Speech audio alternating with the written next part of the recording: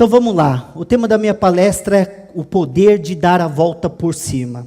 Eu criei uma metodologia que chama Turnaround, que é a arte de virar o jogo.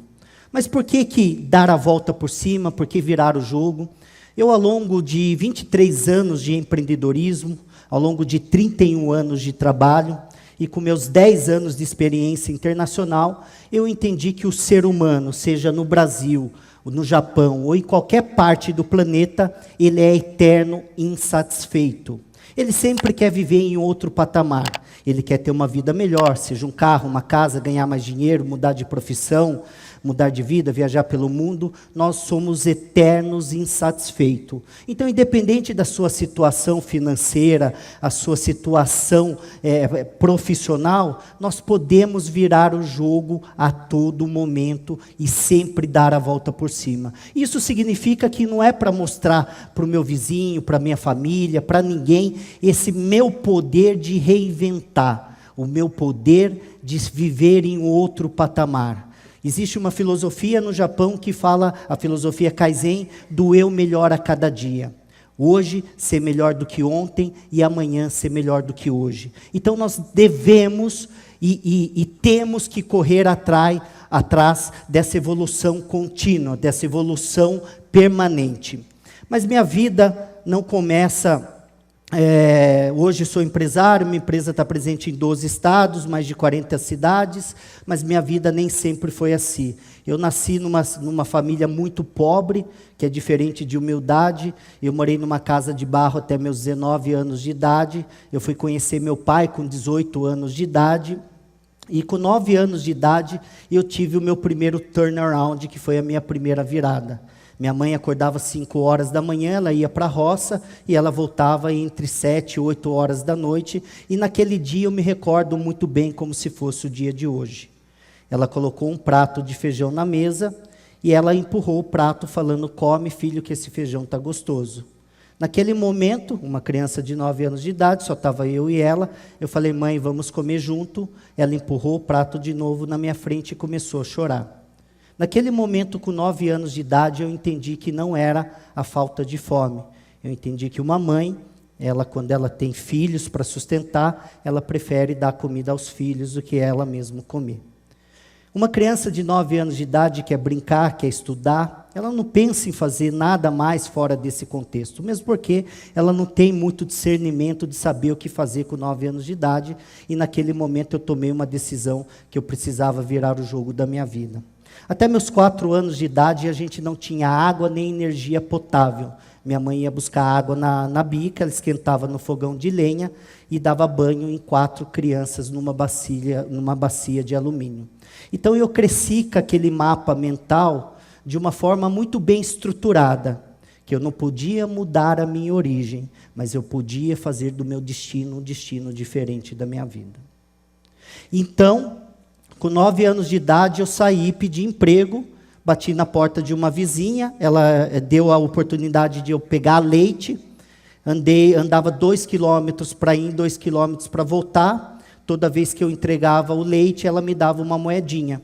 E essa moedinha eu conseguia comprar pão, conseguia comprar feijão, conseguia comprar algum tipo de alimento para levar em casa. Mas pelo pouco tempo que eu tenho aqui, eu não quero falar muito da minha história. Eu só quero começar com um único pressuposto em nossa vida, que nós temos que parar de usar muletas e justificar o porquê que eu não estou conseguindo mais na minha vida. Eu não consigo mais porque eu não tive faculdade, assim como eu não consigo mais porque eu nasci numa família pobre, assim como eu não consigo mais porque eu nasci numa cidade de 13 mil habitantes, assim como eu. Só que todas essas muletas, que são impeditivos mentais, não fizeram de mim um cara que era o cara da vítima, o vitimismo que hoje está muito na moda. O governo está ruim, o país é ruim, a política não muda, a cidade que eu nasci não pode me oferecer nada, e aí fica passando tempo e tempo e a gente não consegue sair do lugar. Baseado nisso, eu criei uma metodologia que a minha empresa ela é responsável por recuperar empresas quebradas do setor imobiliário. Então, nós usamos esses 3 pilares, e foram os 3 pilares que eu usei na minha vida, para mudar também a minha vida e o meu destino. Eu quebrei 6 vezes, estou no meu 13º negócio, e a última quebra foi de uma dívida de mais de 3 milhões de reais. Quando você se vê num buraco, que é um buraco tão fundo que você nunca esteve nesse buraco, você entende que talvez não tenha mais nenhuma solução. E aí eu lembrei desse método que fala como a gente expandir a nossa mentalidade, como a gente mudar o nosso comportamento e como adquirir as novas competências. Porque em cada momento que eu quebrava, em cada momento que eu fracassava, me faltava uma competência. E o que a gente tem que entender que faz parte dessa jornada. Quando você erra, quando você fracassa, quando você perde, é o mercado que está falando alguma coisa para você. Mas nós estamos acostumados a não aceitar feedback. Nós justificamos o nosso fracasso, o nosso erro e a nossa falha em colocar essa responsabilidade que é de nossa competência na mão de outras pessoas. E aí eu não consigo mudar, uma vez que eu não enxergo que o erro é meu. E todas as vezes que eu quebrei, eu entendia que o único culpado era eu. E que naquele momento eu estava sendo falho, que não tinha competência suficiente.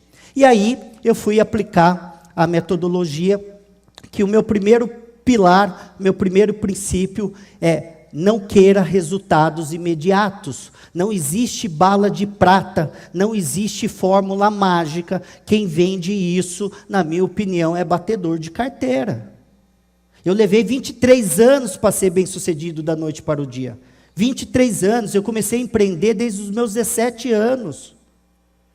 Então, a gente tem que parar de achar que é esse negócio, o próximo negócio que vai mudar a minha vida. Aí eu fico 6 meses aqui, vou para outro lugar, fico mais 6 meses lá, vou para outro lugar e não consigo parar nada. A gente tem que parar de ser um PhD em começativa e começar a ser um PhD em acabativa. Comece uma coisa e vai até o final, você vai ver a magia desse resultado. Seja inconformado. Tem uma música dos Rolling Stones que ele fala: eu não consigo ficar satisfeito por inteiro. Bom não é bom onde o ótimo é esperado. A gente se contenta com muito pouco. Ah, eu estou ganhando isso, tá para pagar a conta, tá bom. Ah, eu consegui esse emprego, mas esse emprego não era o que eu queria, mas está bom. Ah, eu estou ganhando esse dinheiro, eu tenho uma empresa, eu estou crescendo a cada 10 anos, a cada 5 anos, mas está bom.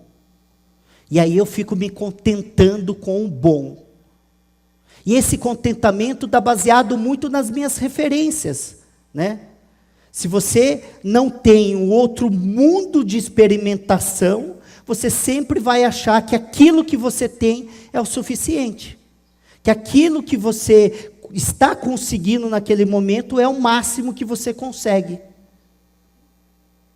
E aí você entende que existe um livro que chama Guinness Book, que ele consegue mostrar para mim e para vocês que tanto eu como vocês podem quebrar recordes. Você vai quebrar seu próprio recorde, ou vai vir alguém e vai quebrar o recorde de alguém. Então, por que não mais?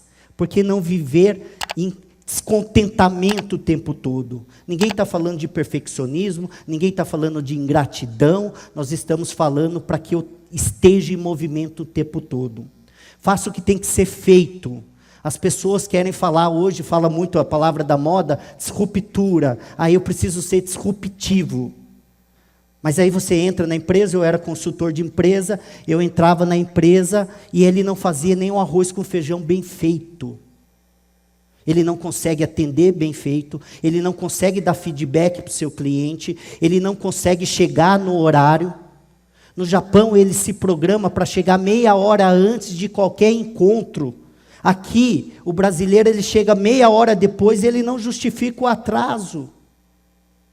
Então, a gente tem que tomar cuidado de tentar falar: não, eu preciso. Inovação é importante, quando você já fez o arroz com feijão bem feito. Foco, você pode ter 300 planos B, mas para atingir o plano A.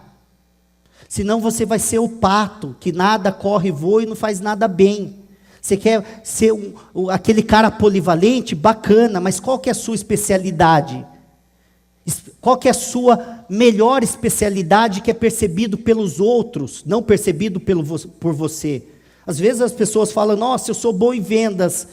Esses dias eu recebi lá uma proposta no meu Instagram, como aumentar o número de seguidores. Ele tinha 1.800 seguidores, eu estava com 130 mil. Eu falei, acho que é eu que tenho que te ensinar, né? Então, não é coerente. Então, primeiro, para que eu seja percebido como especialista, ou me venda como especialista, de fato eu tenho que ser. Porque senão não fecha a conta. As pessoas não geram a credibilidade. Tem atitude. Tem muita gente, eu uso esses 3 pilares que eu gosto muito, que é o sonhar. Tem gente que sonha pouco, o sonho é pequeno demais. O que você quer? Se eu sair do aluguel, tá bom. Mas por que tão pouco? O sair do aluguel pode ser uma fase inicial hoje, mas você tem que pensar grande, tem que ter um sonho gigante. E aí tem pessoas que não treinam, ele sonha, mas não treina. Eu aprendi em toda a minha vida que eu preferia suar dentro do treino do que sangrar em campo. Porque quando você abre uma empresa e quebra, quando você não está ganhando dinheiro, quando você não consegue arrumar um emprego, quando você não consegue realizar seus sonhos, suas metas e seus objetivos, você está sangrando o tempo todo. E aí tem gente que treina, mas não joga. Tem pessoas que fazem 300 cursos, tem pessoas que lê 50 livros, mas não entra em campo jogar. Nenhum mestre de cozinha, nenhum bom cozinheiro fica sendo bom cozinheiro apenas lendo receita. Ele lê a receita, mas ele pratica, e ele vai aperfeiçoando a sua receita. Então é muito importante sonhar grande, treinar bastante e agir, entrar em campo, vamos jogar. Se afaste de perdedores mentais, esses caras são sugadores de energia. Tem pessoas que só conseguem enxergar metade do copo vazio. Tem pessoas que não conseguem enxergar o lado bom das coisas. Mas estava chovendo, eu vou numa palestra. Mas é numa outra cidade, eu vou. Mas tem que ler, mas tem que... sempre é um problema para essa pessoa. E não quer sair da zona de conforto, não quer sair do lugar. A minha pergunta é, você está disposto a fazer o fácil ou o difícil? Tem uma frase que eu gosto muito que fala, se você estiver disposto a fazer o difícil, provavelmente você terá uma vida fácil. Agora, se você estiver disposto a fazer só o fácil, provavelmente você terá uma vida difícil. Eu estou há 19 anos trabalhando 12 horas por dia, 6 dias por semana, e não paro. Porque trabalho para mim não é uma sofrência, trabalho para mim é prazer. É uma brincadeira, eu amo, porque com 9 anos de idade eu tive que trocar a minha brincadeira por um trabalho. Persistência, não basta bater na porta, mas basta até abrir. Tem gente que desiste muito fácil do seu sonho. Quantos nãos cabem no sim? O seu sim, de repente, é seu grande sonho. Resiliência, já foi falado. É na adversidade que alguns desistem e outros batem recorde. Quando eu entrei na academia, eu escutava muito uma frase, no pain, no gain. Sem dor, sem ganho. Não existe vitória sem dor. E está tudo bem, porque todo mundo vai passar por essa jornada. Não existe bala de prata, não existe fórmula mágica, não existe sucesso tão fácil como se vende lá fora. Essa é a outra face do sucesso. Agora é possível, e quando você chegar lá, você vai agradecer. Porque poucos conseguem cruzar a linha de chegada. Poucos. Qual foi a última vez que você fez algo pela primeira vez? Saia da zona de conforto, saia do seu quadrado. Tenha brilho nos olhos. Tem gente que fala em vencer na vida como se fosse, eu quero vencer. Você está vibrando, qual é a intensidade, qual é a vontade que você tem. Se você pegar todos os livros de décadas atrás, fala que aqui, o vencedor, ele tem muita paixão pela vitória, pela conquista. É só você pegar o Ayrton Senna e pegar outros atletas de alta performance, entender qual que é a vontade que esse cara tem de entrar em campo e ganhar. Ele não entra se ganhar, ganhou. Não, ele entra para ganhar. A gente tem que começar a entrar em campo para ganhar. Quando perder a aposta, não perca a lição.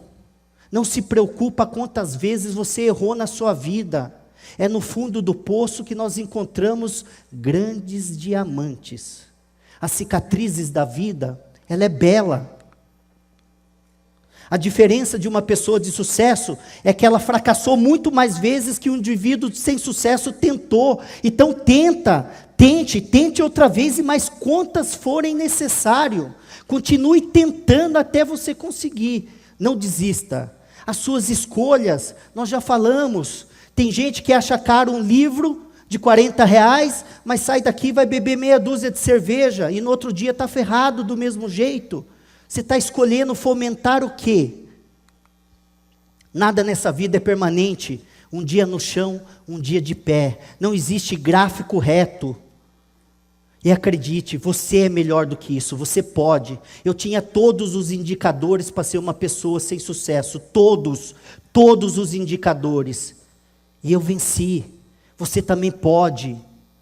Meu livro, ele tem todos os princípios, ele fala do poder de dar a volta por cima, que foi uma grande realização, e eu estou aqui finalizando, falando que a nossa maior fraqueza está em desistir. Se você tiver que desistir, desista de desistir. Desistir jamais. Essa é a única alternativa que você não pode deixar que isso incorpore na sua vida.